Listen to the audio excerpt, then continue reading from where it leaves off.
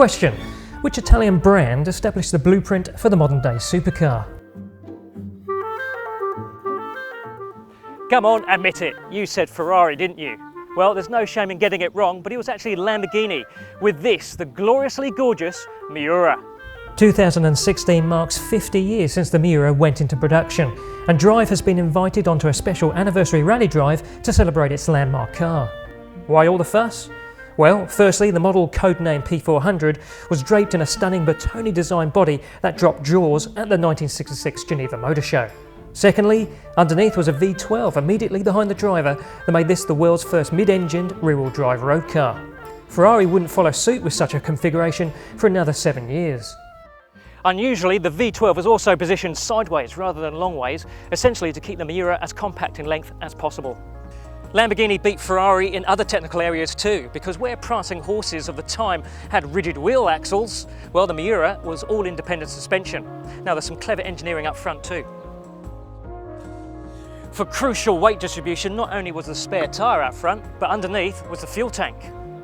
Let's drop those lift-up sections though, so we can sit back and admire the Miura's curvaceous front guards, tapered and flowing waistline, and that fastback roof that's just over a metre off the ground before plunging into that chopped tail. There are also ultra-cool pop-up headlamps, though the Miura's iconic eyelashes are missing here because this is the final variant produced, the SV, or Spinto Veloce, of 1971. So what's it like to drive a 1971 supercar? Well, it's certainly a different era of safety. Not every car came with a seatbelt, ours does, but it's so slack that it's no point using it.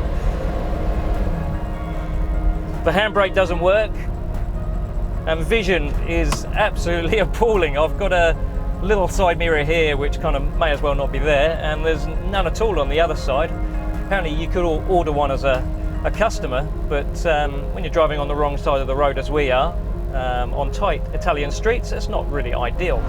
The Miura's cabin design in 1966 was quite futuristic for the time. But of course that's not really a 2016 future that he was depicting. Very basic layout, you just got two big gauges in front of you. Speedo, tacho, a handful of gauges here for your fuel, temperatures, but otherwise it's just you, a steering wheel and a 5-speed manual gearbox. Bellissimo. Compared with your modern supercars, or any modern car really, the controls do require a bit of effort. There are no electrical assistance systems here and there.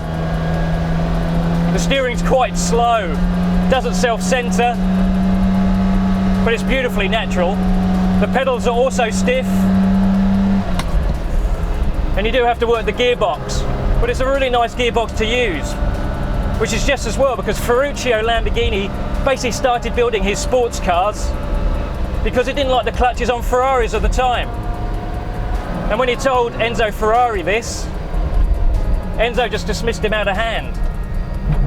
And so Ferruccio, he decided he would build a better Ferrari.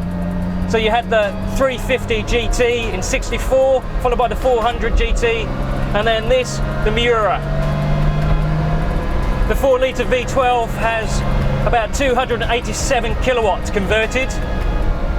Now, today's Aventador Super Veloce has about double that. But you've got to remember, this is 1971, and this engine feels supremely torquey. You can basically take off in second gear. Here we go.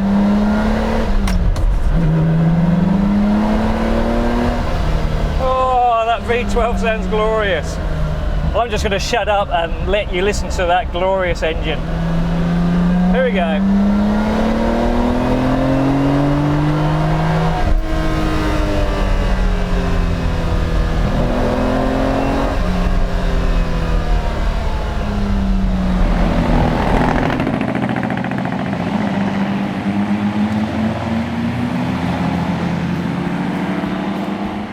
The Miura could do 300 km an hour, which was quite remarkable. Today's high-performance cars, including the latest V12 Lamborghini flagship, the Aventador, inevitably benefit from decades of progress to be significantly more advanced technically and vastly quicker. Yet the original automotive exotic remains an intoxicating drive. and its place in history makes its value notably higher.